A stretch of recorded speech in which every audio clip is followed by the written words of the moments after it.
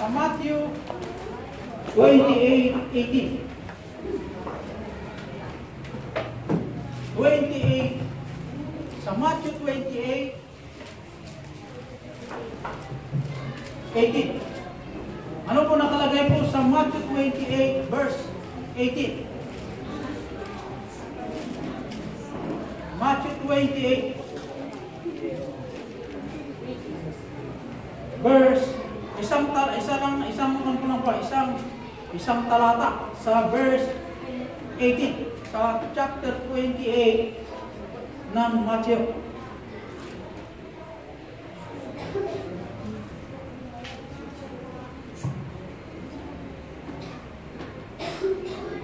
Okay, sa verse 18, sabay-sabay natin itong basahin ng chapter 28 ng Matthew. Go! And Jesus came and spake unto them, saying, all authority is given unto me in heaven and earth. Sa 19.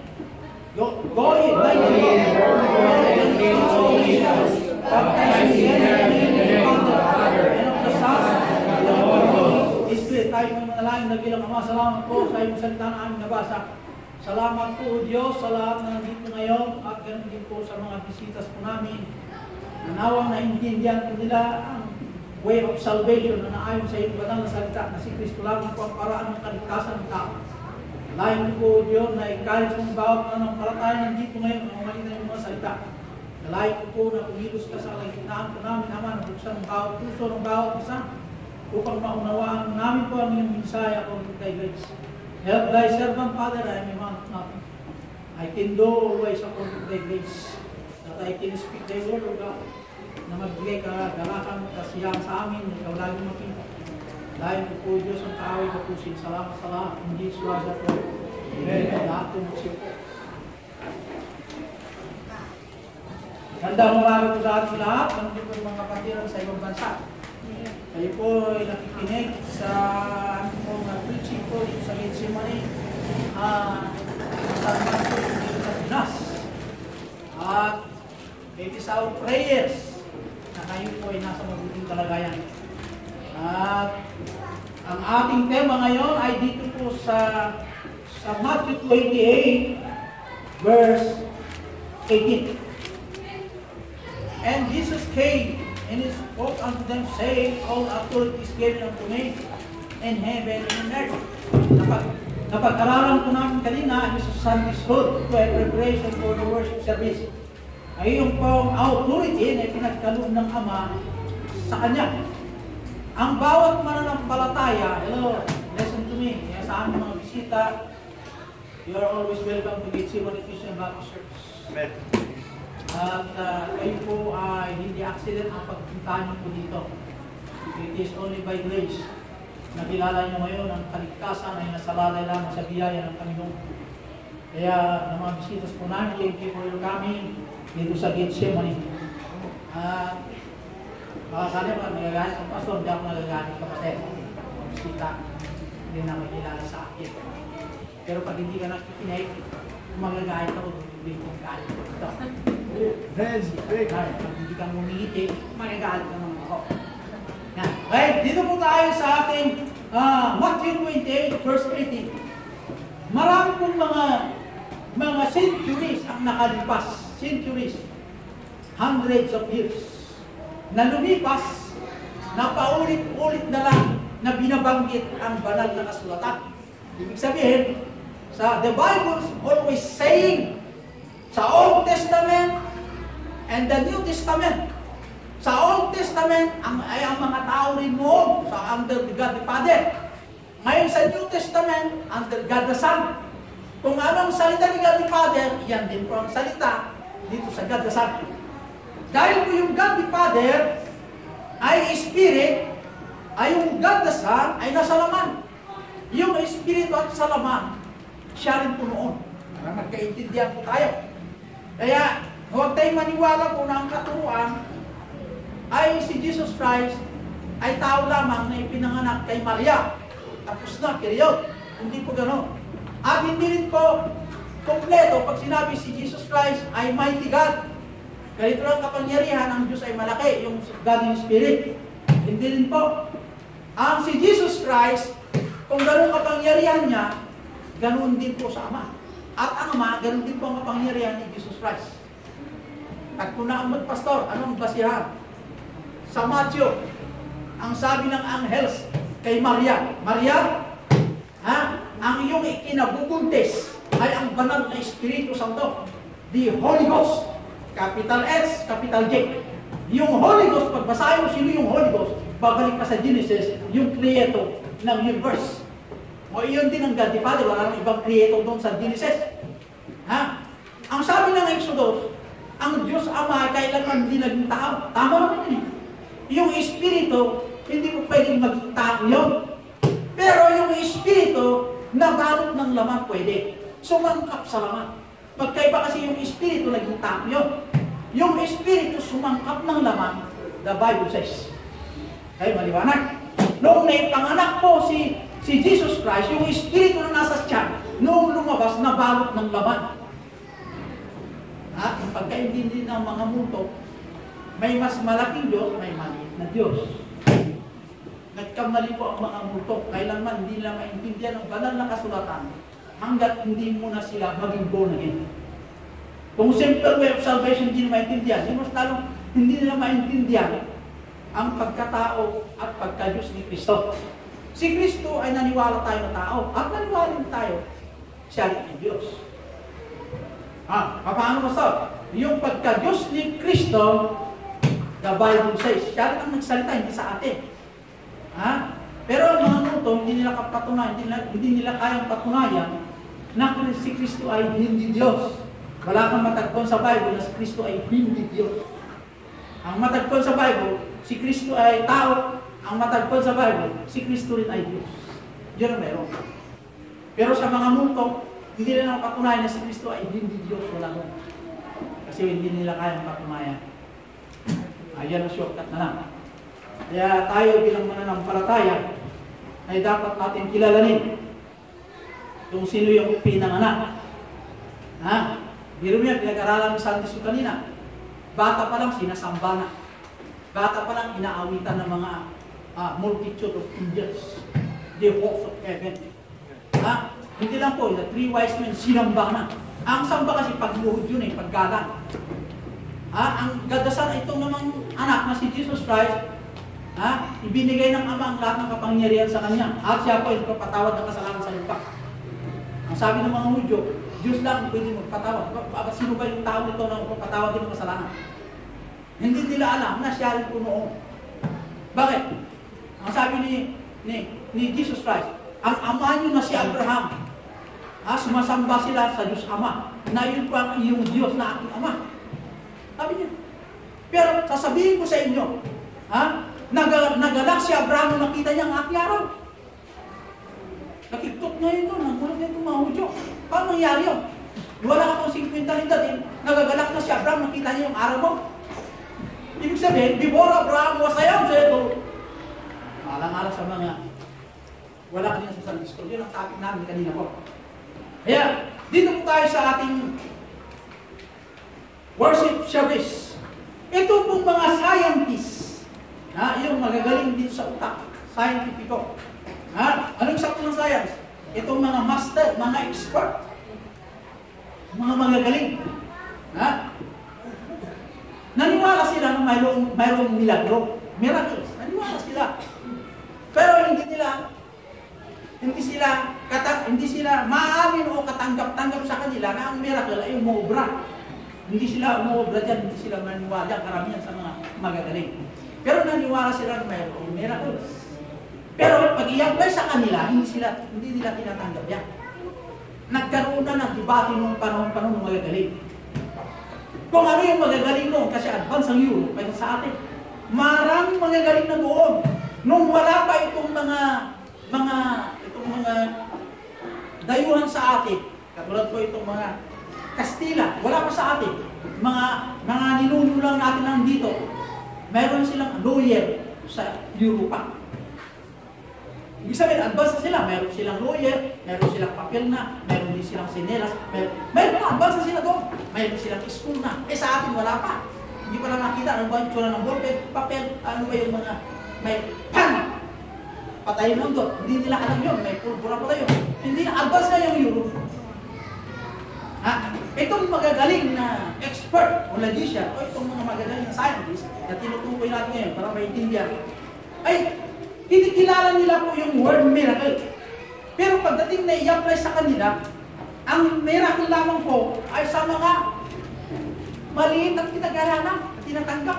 Pag tinatanggap mo may miracle, ito ang pinag-aralan mo kapatid, magkaaral ka muna, sabihin mo magagaling. Wala kang miracle, wala naman mga miracle. Kailangan provin mo na, kaya makita mo naman ang proof. Wala kang makita lang po, sa kanila mayroon proof. Ang science, mayroon silang proof.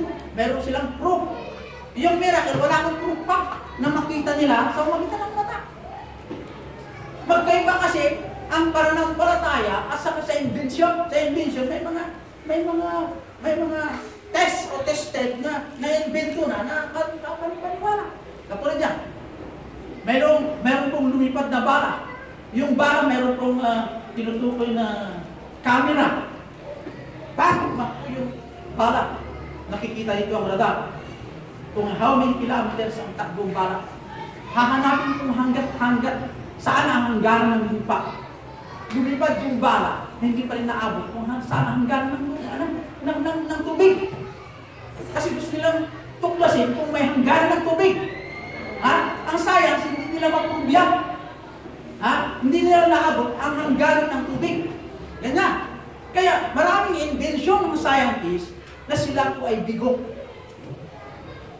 Punta sa Bitcoin, saka sa Bitcoin, hindi nila mapunta. How many miles punta sa Bitcoin? Ang buwan na tantuklasan po nila, pero ang Bitcoin, wala pa. Kaya maraming mga tuklas ng mga science na ito po lamang ay ordinaryong pagtuklas. Pero ang gusto ng mga science, gusto nilang tuklasin po itong mga bagay na kamangha-mangha na likha ng Diyos. Kaya siya po, yung Bermuda Triangle, napakalalim na dagat yun sa Parting Europa.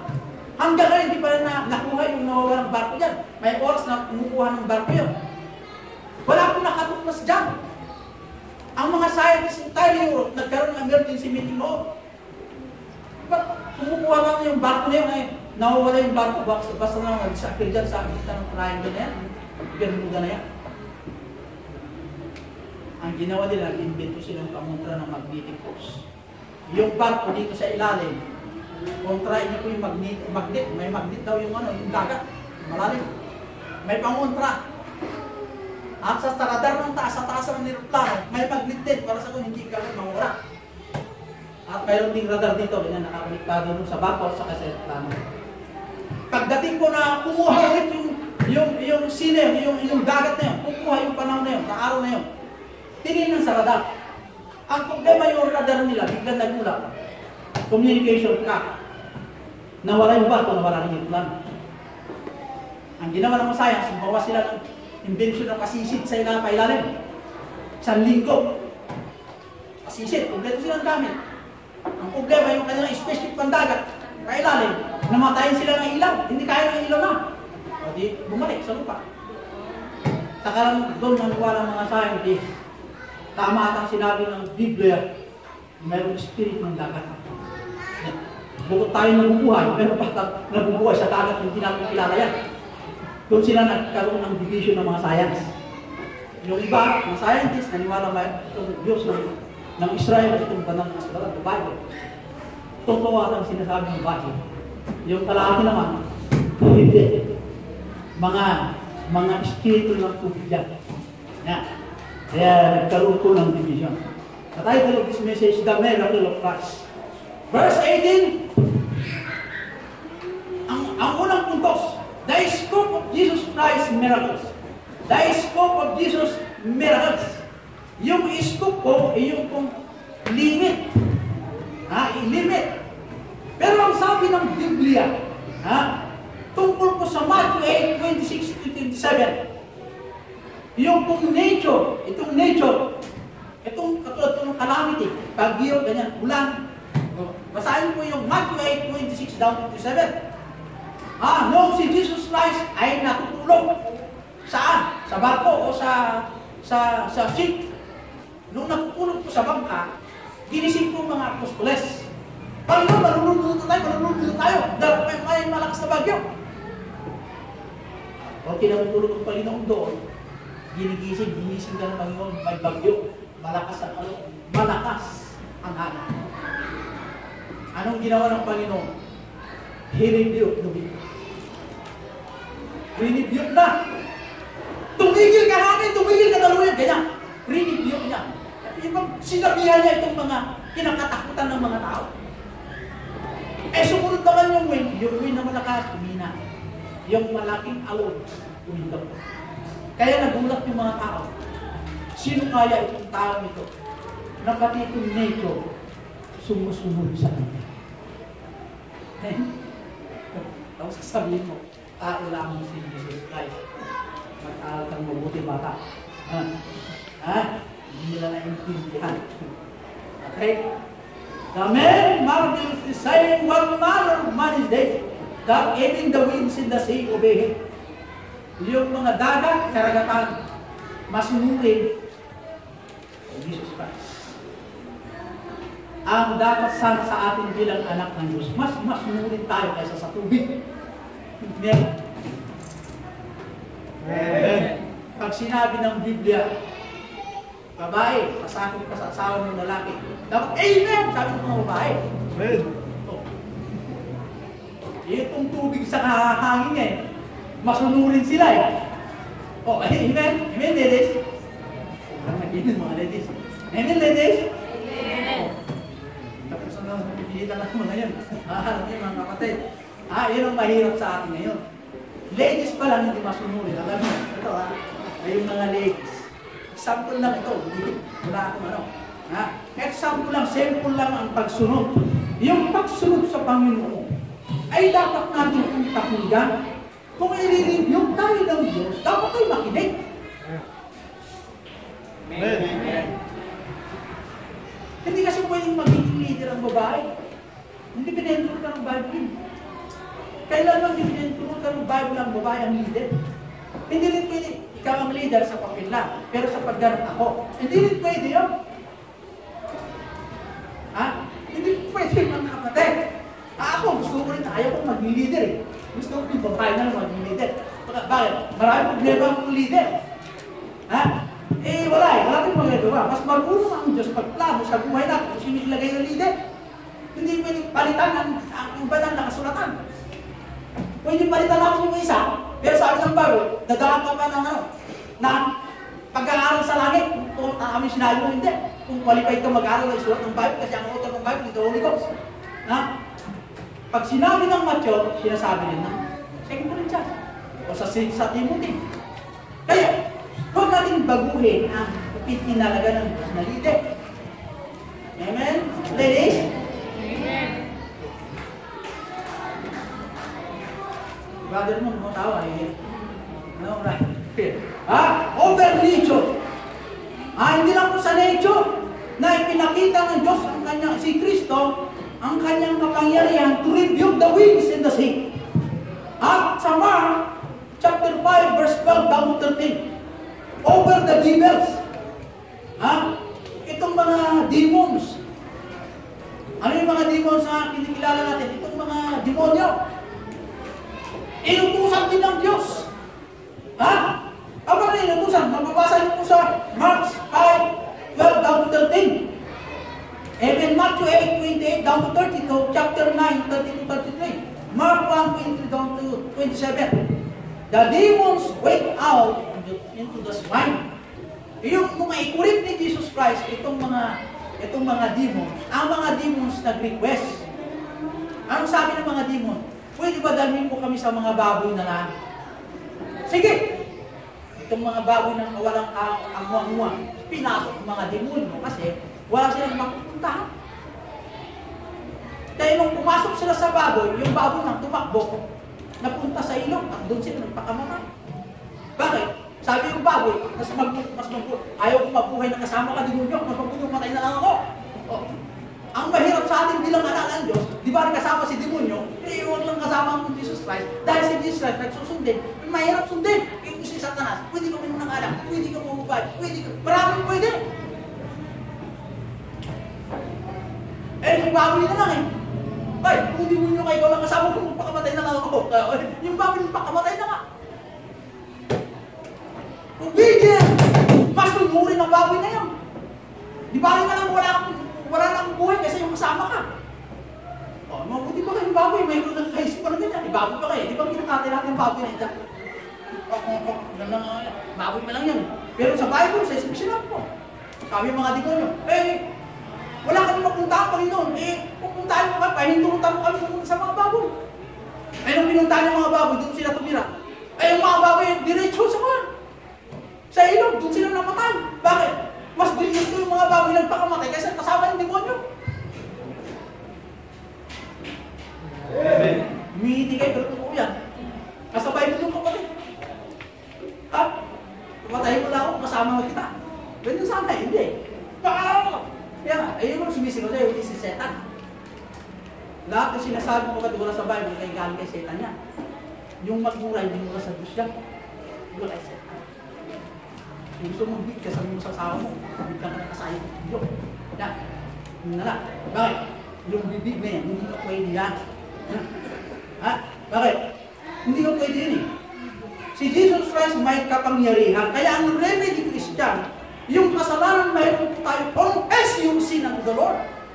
Kumpisa mo sa Diyos siya, pagkikinonfess mo sa Diyos, tutuhanan mo, sundin yung sinasabi mo. Hindi pwede yung katulad yung nagkukunwari. May dalawang magnanakaw, takbo sila. Sabi yung pulis, tumakbo yun. Yung mga dalawang magnanakaw, nakita yung simbahan. Ay, doon tayo sa simbahan. Nakaluhod yung mga baptiso. Doon tayo din luluhod. Yan. Para hindi na tayo makita yung pulis. Lumuhod yung dalawang magnanakaw sa loob. Tapos nang nalayo sila. Panginoon, patawarin mo ko, sabi ng isa. Yung isa naman, Panginoon, patawarin mo kami, nagkukunwari lang kami, dapat bigyan namin yung peras nito, pero hindi na. Kung ibigay ng pera, kukunwari lang. Kukunwari ka, hindi nga pwede mo. Kukunwari? Hindi mo pwede yan. Kaya, ang demons, pwede palayasin ng Panginoon. Kaya, yung pong remedy sa mga Kristiyano bilang anak ng Diyos, dapat sila po i-confess ang kanilang kasalanan sa Panginoon upang ang Diyos ay manatili po na ipahirap sa atin yung iinit ang maglilingkod. Over nature, over devils, over disease. Matthew 8:6-13.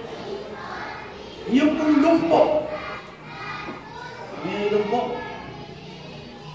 Hindi makalakad. Pinalayas ang Panginoon yung sakit ng lumpo. Basahin ko sa Matthew 8:6-13. Yung po John 5:1-8. 10-14 month.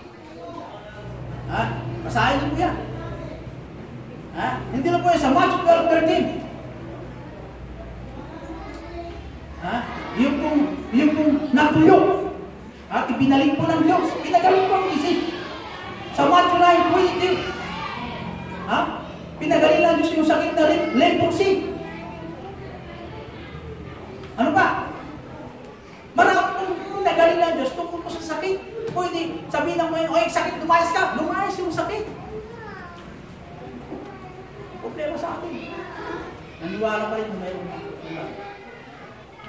Ayaw na sa atin.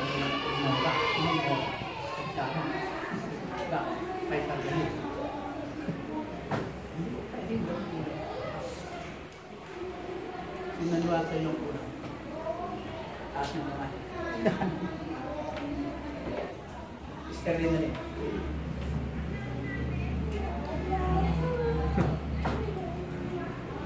Ang kulang, sabi ng Bible, greater is He that is in you than that in the world.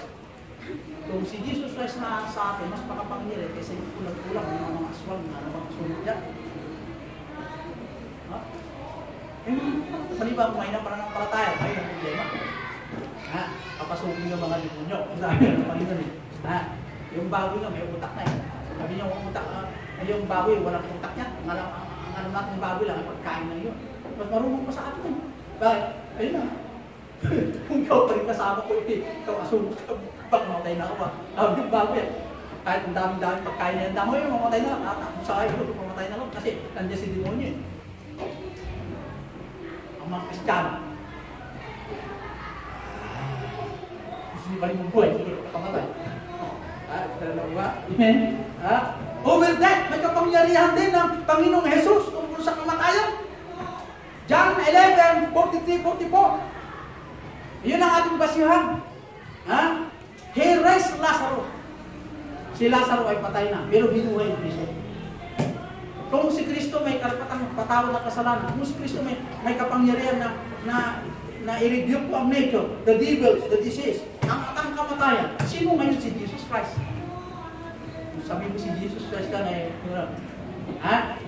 kaya challenge member, the scope of Jesus Christ miracles. Hindi po limitado ang kanyang kapangyarihan, correct? Kaya tayo bilang mananampalataya, kung anong sinabi ng Biblia, dapat tayo manatili. What the Bible says. Huwag natin nagdagan, huwag natin sila ako, huwag natin mo gawin. That's what the Bible. Ano kung gagawin natin? Hindi pwedeng palitan. Pangalawang puntos, the credibility of Jesus' miracles. Yung pong credibility ni Jesus Christ. Yung kakayanan niyang gumawa ng miracle sa magitan ng healing. Kaya niyang mag-heal ngayon. Yung healing, marami pong mga ito ngayon. Kung magpagaling, ipilulit ka. Ito, sinasabi ko sa iyo, yung pong paghihil, kung bakit nagkaroon ng kapangyarihan ng mga apostoles na mag-heal ng may sakit.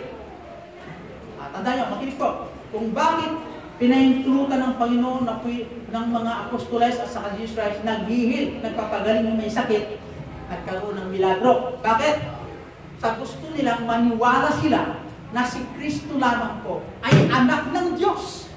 Pangalawa, upang maligtas sa mamagitan ng pananampalataya. Yun ang layunin. Pangatlo, ang nag-heal dapat anak ng Diyos. Pero ba nag-heal di anak ng Diyos? Kung ba anak ng Diyos? Opo, sigurado ko na present. Hindi. Kaya kanina mo anak ka, hindi ko alam sa anak ako ng Diyos. Hindi, yun. Pero ba anak ka ba ng Diyos? Opo, 100% hindi. Anak ka naman sa ano? Yes. Sigurado? Hindi. Kanina mo anak ka. Anak ka ni pagbilaw? Yes. 100% yes. Pag namatay ka, kukunin ka ni pagbilaw? Ay, hindi. Sino kukuha sa'yo? Si Mansano? Hindi ka na pagbilaw. Magpupunwari ka. Ganun lang kasimple. Anak ka ng Diyos? Yes. Sigurado? Hindi. Saan ka nakasigurado? Sa langit. Paano masabi? Kasi mabait ako. Tapos. Kaya, I challenge you members. Yung mga nangangaral o nagbibigay po ng healing, ay nagmula sa Diyos. Kung itong nag-heal ay anak ng Diyos, una sa lahat, anak ng Diyos yan. Una sa lahat, anak ng Diyos. Kung bakit nag-heal yan, nanggagawit yan, because gusto ng Diyos na makilala mo sa magitan ng pananampalataya, pwede ka maligtas. Sa impyerno naghihintay sa atin. Pananampalataya lang, yes. Ang dali lang ang maligtas. Ang daling maligtas kasi mayroong na pong nagbayad para sa iyo, sa atin. Sino nagbayad? Si Kristo. Kaya mong gawin yung ginawa ni Kristo, ikaw mismo magbayad. Sa dugo pa lang madumi. Si Kristo malinis. Ang gusto ng Diyos, yung standard ng Diyos, napakataas. Hindi natin kaya abutin yung kanyang standard. Kaya ginawa ang Diyos Ama, ang paraan para tayo maligtas. Kaya the only begotten Son, ang kanyang sinugo, kaya nagkaroon ng kapanganakan sa Bethlehem. Sinisilberan ng tao kung bakit bumaba si Kristo para sa tayo po'y maligtas. At sino sumampalataya sana ay maliligtas. Ganun lang kasi sinabi ng Bible. Pagkatapos naging anak ka ng Diyos, saka ka lang gagawa ng mabuti upang purihin mo naman ang Diyos. Ang magitan paggawa ng mabuti. Hindi yung magitan ng mabuti, mapunta ka sa langit, mali. Walang matuwid, wala kahit isa. Sabi ng po niya sa Romans. Kaya, maliwanag po, mga kapatid, yung credibility of Jesus Christ miracles, the purpose kung bakit mayroong milagro sa gusto ng Panginoon na maraming pong manampalataya sa Kanya. Eh, anong purpose yung mga kwarto ko ngayon? Eh, gamutin ka. Sige nga. Ano sinasabi? Yung may Indian, ako lang nakaintindi. Ano nga? Bigyan ka sa libo. Ay, ganito yan. Bigyan mo sa libo, may lang. Pero walang ganito. Eh, wala. Wala. Bigay ka parang box. Pero ganyan. Kung walang box, hindi. Yun. Yes, subukan mo. Punta ka sa kwarto ko, kahit wala kang sakit, subukin mo lang. May sakit ako sa isip, yung sakit mo ganito, kahit wala. Kakatay ka ng manok, ito, yung manok, yung dito sa taas ay puti. Yung paa niya, yellow. Yung isa, green. Saan ako mag-aaral ng manok? Sabi mo sa akin, yung utak. Ha? Pangatong pangulit, the value of Jesus' miracles. Miracles are the credential, the identity. Jesus as the Savior. Ang kahalagaan ng milagro na pinakita ng Panginoon para ipakita ni Jesus ang kanyang identity. That He is the Savior. Bakit kailangan magpa-identify si Jesus Christ? Kasi itong kanyang mga forerunner katulad ni John the Baptist, hindi lahat naniwala. Yung mga propeta, hindi naniwala. Mismo si Jesus Christ nagpa-identify that He is the Savior. Marami pa rin hindi naniwala. Ang sabi ko niya, pag iba ang pumunta, niwala kayo. Pag naging galing sa langit, hindi kayo naniwala. Yung daling Jesus Christ yung tulo. Amen. Marami na naniwala kayo po. Ilang yung pati na sila. Kasi si Kibuloy sa kanila, pare-pareha sila. Sige. Yung hindi galing sa taas, naniwala kayo. Pero pag yung galing sa taas, hindi kayo naniwala. Eh, isipis mo ng Jesus Christ. Kung bakit mahalaga kayo, pakita nila ko sa gusto ng Panginoon na kayo may walang palataya sa gadasam. Ang iwala ko sinabi ni God the Father, this is my only begotten Son, in whom I am well pleased. Hear ye! Pakinggan niyo siya. At sabi ni Cristo, I am the way to the Lord, no one comes unto the Lord but by me. Mayroon pang hindi din yun. Ang liwanag ng kasama ko ba? Ako ang totoo, akong daan. Papunta kaya ba? Walang makapagsawa. Kung sa magitan mo, kung wala ako sa puso mo, hindi ka makarating. Kaya ba? Ganun niya, gusto niya. Ha? Miracles are evidences of sovereign human power. 1 Thessalonica 2:9. Ha? Yung mga miracles, milagro, na hindi lang mula sa Diyos, marami kong naniwala. Pero pag galing sa Diyos, hindi kayo naniwala. Kaya sabi ng Panginoon, hindi lahat sabi, Lord, Lord. Malaki ang daan papuntang papuntang impyerno. O hindi lang po sa langit. Bakit? Dahil sa karunungan ng tao, wala ang panahon, makinggan po ang karunungan ng langit. Ha? Miracle are still possible today because God never changed. Ha? Ang milagro mo lang ngayon, wala pong pagbabago. Pero ang punto noon, para maraming sumampalataya sa Diyos. Ang punto ngayon, kung mayroon kang ganyan, pwede mapagaling ka. Anong sakit mo? Ito. Abdo. Buhuitan yung kamay mong ganyan. Yung tiyan mo, kamay niya lang. Pabubuksan naman. Sa Panginoon sa galing ng tao. Si Satan kaya nyo ngayon. Si Satan ay pinahintulutan ng Diyos na makagawa ng miracle. Pero hindi galing sa Diyos. Ha? Si Satan kaya niya rin kung mag-heal ng may sakit. Pero hindi galing sa Diyos. Kung bakit nag-heal ng Panginoon noon, nagpapagaling, sa gusto ng Diyos na sumampalataya o maniwala sila yung sinasabi ni Kristo. Pero ang miracles ngayon, naputod na. Wala kasi kumpleto ng Bible. Kumpleto ng Bible. Noon kasi hindi pa kumpleto. Kaya i-challenge yun na ano man yung mga miracles dyan. Tanungin nyo yung nagbibigay ng miracles kung anak ng Diyos o hindi. Pag hindi anak, pwede ba yung ganyan? Hindi anak. Ano yung anak ngayon? Dalawa lang kasi. Anak ni Satan. O anak ng Panginoon mo sabihin, anak ka ni Satan. Kaya tatagayin ka yan. Bastos ka, sabi ng tao. Huwag mo sabihin na ganyan, anak ka na setan. Kaninong anak ka? So sabihin din, sa Diyos ako.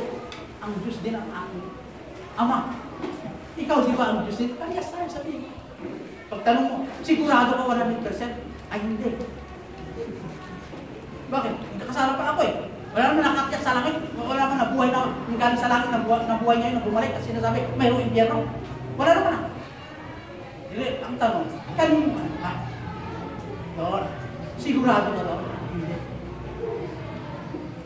Huwag mo nang bukuin yung tao niya. Mag-aaway lang kayo. Alam mo na kanya panampalataya, share to him the gospel. Or share to her. Kaya niya. Are the members with me? Amen. Yeah, I challenge you members. Kung anong sinabi ng Biblia, kailangan tayo pumatay. Hindi na pwede hindi natin susundin. Kaya kayo mga members, maniwala sa aswang-aswang.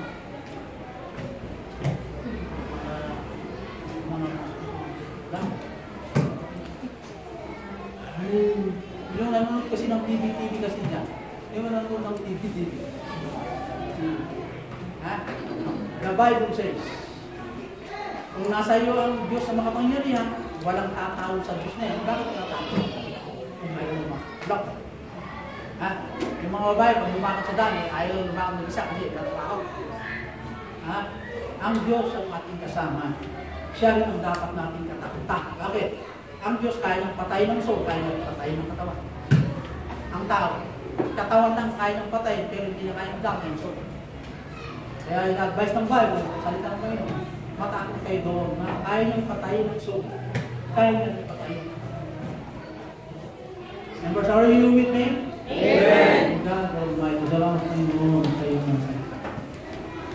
Dalayan ko, Ama, na encourage mong bawat mananampalataya na laging manatili sa larangan paglilingkod, ikaw laging makita sa lahat ng panahon sa dako ng buhay ng bawat isa. Sa mga kapatid na nasa ibang bansa, habulin mo sila na manatili mo Diyos.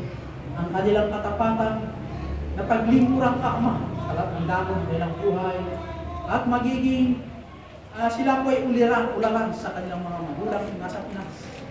Ganon din po dito sa bayan ko ng San Mateo, na ang bawat mananampalataya na dito ngayon ay kanila isipin ng kanilang magulang kapatid. Kung sila ba ay anak ng Diyos o sigurado ba sila sa langit pupunta. Nawa gamitin mo sila, Panginoon, Padre ang gospel. Salamat po sa kapanganakan ni Kristo. Siya ay gumawa sa lupa, pero rejected by the world. Na nabulig ang kanyang kamatayan sa kabayaran ng kasalanan sa katauhan. Na ito ngayon ang ginagawa ng world of God, na welcome nila ang Pasko ng magitan ng pag-inom, sa magitan ng pagkain, sa magitan ng kasayahan, pansanlibutan. Pero wala. Ang sa kanila yung manalangin na pinag-pray ang mga sigaws. Ay pray, hamulin mo kami, O Diyos, na kami po i-welcome ko ang New Year sa magitan ng pag-ihog sa kapag. Pagdalain ko, O Diyos, ang mga members to come to the altar. Talk to them, O Panginoon. Talk to them. Kausapin mo sila, Panginoon. At ang mga members, kausapin ka, Ama, na kami ko'y magbuklod sa bawat isa ng panalangin ng bawat gabwans po namin. Ganun din po ang mga bisita, Panginoon, na nandito ngayon na unawaan po nila ang kahalagaan ng Ebanghelyo. At kalahin ko lahat ng mga members, come forward to the altar. Ngayon daw, tayo ko'y magkaisa sa panalangin. Alam ko na mayroon kayong panalangin, mayroon kayong problema sa buhay. Ngayon, hindi natin ilapit sa Diyos. Balik ng pagdiata. Sa aming mga bisita, mayroong bisita doon, sa doon. Isang tanong lang po. Bago kayo uuwi, ang katanungan ko ay ito. Pag dumating ang kamatayan sa bawat isa, kasi ang katawan babalik sa atin. 100% kayo gusto mo sa langit pumunta, amin is statement. Sa dalawa na yun, pag 100% pakita sa kamay, pag 100%. Pakita sa kamay, pag 100%. Pag hindi 100%, pakita sa kamay. Are you sure in heaven? 100%? Ganun din po sa ating bisita, 100% o na. Okay. Pag hindi 100% po sa ating kayo, paliwanag ko sa inyo ang assurance na kanya. Pwede kayo magtanong, Pwede rin kayo makinig po sa aming mga pangalan. Pero tinitiyak namin hindi pag-ano. Naunawaan ko, road po bisita.